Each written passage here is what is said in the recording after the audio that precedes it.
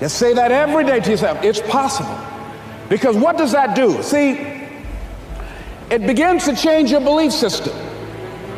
See, the way in which we operate, ladies and gentlemen, it's a manifestation of what we believe, what's possible for us. Whatever you've done up to this point, all that it really is a duplication, it's a reproduction of what you believe subconsciously that you deserve and what's possible for your life. Before April 1954, the common belief, the universal belief, because it had been tried again and again and again and people had failed, the belief was that man was not physically capable of breaking the 4-minute barrier, that he could not run a mile in less than 4 minutes. That was the belief on the planet. It had never been done. But here's what happened, ladies and gentlemen. Roger Bannister came along and he broke the 4-minute barrier. Now here's what's significant about that. Since that time, up to this day, over 20,000 people have done it, including high school kids. What changed? 20,000 people, what changed? Here's what happened when they got on the track. They knew it had been done.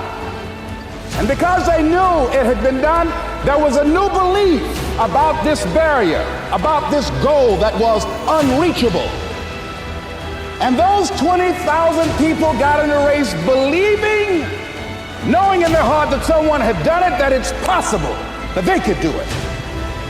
And I'm saying that if you know anybody that had some goal, some dream, something they wanted to do, and they did it, then I'm saying that you know in your heart that if someone has done it, then you can do it. It's possible. And that if someone can make their dream become a reality, that it's possible that you can make your dream become reality. Ladies and gentlemen, don't give your power away. You don't need anybody to approve your dream. It was given to you. If they can't see it, it's because it wasn't given to them. It was given to you. Hold it, nourish it, cultivate it, work on it. It's yours. It's your baby. Work on it until it comes into fruition. I gave away my power, and I said, I'm not going to do that no more. If you've ever given away your power, repeat after me, please. I'm not going to do that no more. Is that something good to say? No, all right? Here's something else for those who make it today. Do what you know is right. Treat people like you want to be treated. Don't try and take any shortcuts. Don't try and cheat. Pay your dues up front.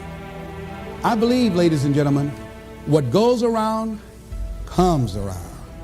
You can pay now or you will pay double later.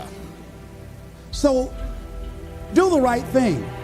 There might be a tendency sometimes, because of the negative part of our consciousness and our own programming, for us to want to say, well, I'll just do it this time.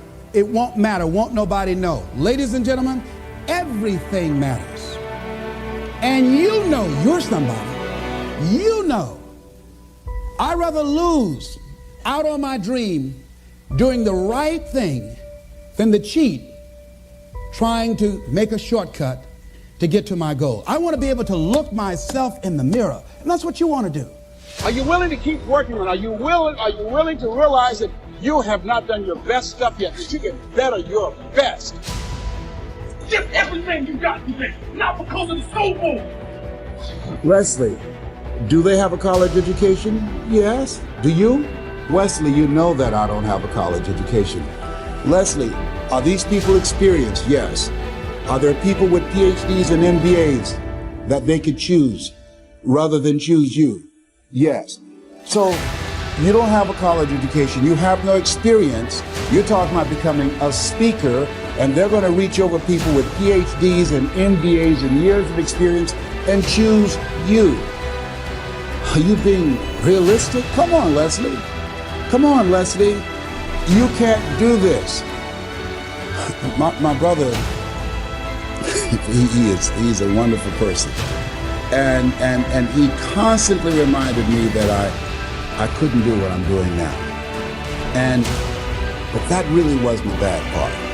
real bad part was, I convinced myself that I couldn't do it. And that's the secret. There's nothing more than that. The people that you see that win at the highest level, they were the ones that didn't give up. They're the survivors. And you've got to ask yourself, am I a survivor type? Am I the type of person that continues to push through when it gets hard, when it gets boring, when I feel lost, when I don't know what I'm doing, when I have no faith in myself, even in that darkest hour? Can I push forward? Can I accept that the human body will respond to that stress? It will respond to that stimulus, but I have to show up and I have to do the work. Just to keep chasing.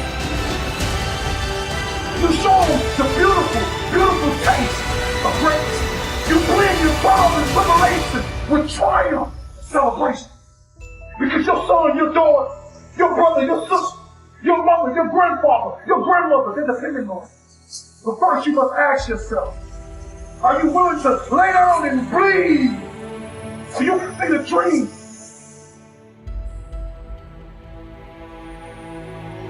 They won't understand this grind, this blood, sweat, and tears of waking up every day, doing something over and over again, knowing that you may actually get paid for it, knowing that you don't even have a meal to eat at night. You see, that is the true sign of a business. When I say rise, king and queen, I say rise for you, not for me. That freshman is getting ready to go to college. Are you going to take the obstacles that come with it? Are you going to study when they party? Are you going to dream when they sleep? You know, as we come to the end of this phase of our life, we find ourselves trying to remember the good times and trying to forget the bad times. We find ourselves thinking about the future. We start to worry, thinking, what am I going to do? Where am I going to be in 10 years? But I say to you, hey, look at me. Please, don't worry so much. Because in the end, none of us are very long on this earth. Life is fleeting. And if you're ever distressed, cast your eyes to the summer sky. And the stars are strung across the velvety night. And when a shooting star streaks through the blackness, turning night into day, make a wish. Think of me. Make your life spectacular. I know I did. I've told people to learn to use a schedule. And people often hate schedules because they act as their own tyrants, right? They say, well, you have to do this unpleasant thing, and then here's another unpleasant thing you have to do. Then you have to do this unpleasant thing. And you do that for about 3 days, and you think, to hell with this, I'm not doing that anymore. You fall off the wagon. That isn't what you're supposed to do with a schedule. You're supposed to use it to design the days that you would like to have if you were taking care of yourself. And so some of that is, you wake up in the morning and you think, here's 5 things I have to do that if I don't do, my life will be worse. It's like paying bills, for example, or taking out the garbage. It's like you have to do those because otherwise things degenerate. So you got to put some of those in the schedule because otherwise tomorrow is worse than today, and that's a bad trajectory. But you also want to build in things, you got to act in some sense like you're dealing with a relatively recalcitrant 9-year-old. It's like, well, here's some things you have to do, but here's some things that if you do, you could reward yourself with. And if you get the balance there between obligation and reward right, then you'll find that you're motivated to do the things. And that's what you want to do. You want to do that so it's sustainable across days and weeks and months. And so you got to treat yourself like a good boss would treat a valued employee, and not like a tyrant would treat a slave. Because the slave will rebel. And, people say, well, I don't follow through on my plans. It's like, well, A, they're probably not very well formulated. And maybe you're doing them because of an external moral obligation or something, not really your plans, right? And B, you're acting like a tyrant and a slave, and that's a bad relationship to have with yourself. So you want to treat yourself with some, well, the same way, that's the golden rule, right? Treat yourself as you would, treat other people as you would have them, treat other people as you would like to be treated. It works both ways. You also treat yourself like you treat other people properly. So that's a necessary thing, and often people don't do that. I think it's important for people to understand that anytime you step out of what's normal in society, you're going to have criticism. So many people follow the traditional plan with no thought whatsoever as to what they really want to do in life. You know, they go to school, they go to high school, they go to college, they get a degree, they get married, they have kids, and then they wake up at 40 years old wondering, what the f*** happened? And where did my life go?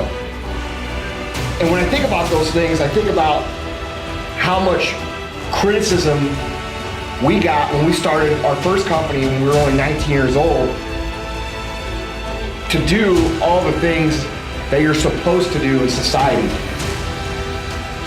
You know, all the people that used to tell us, you guys are wasting your time, you need to get a degree, you need to get a real job, you need to quit, you know, wasting your time with this hobby. And those are the same people now that, you know, they're telling us how good of a job we did and how proud we are. And I think about that a lot. And I think people don't realize that the same criticism that they get for doing anything outside of what's considered normal, that goes for anybody that tries anything outside of what's normal. And I think people need to realize that people are gonna talk shit, they're gonna criticize, but what's more important? What's more important is that you do what it is you think you need to do instead of changing your path for everybody else's happiness. Because the reality is the people who judge you on doing anything different are the same people who can't do it themselves. And I feel like so many people get so wrapped up into what other people think that they ruin their entire lives living a life that they don't even want to live.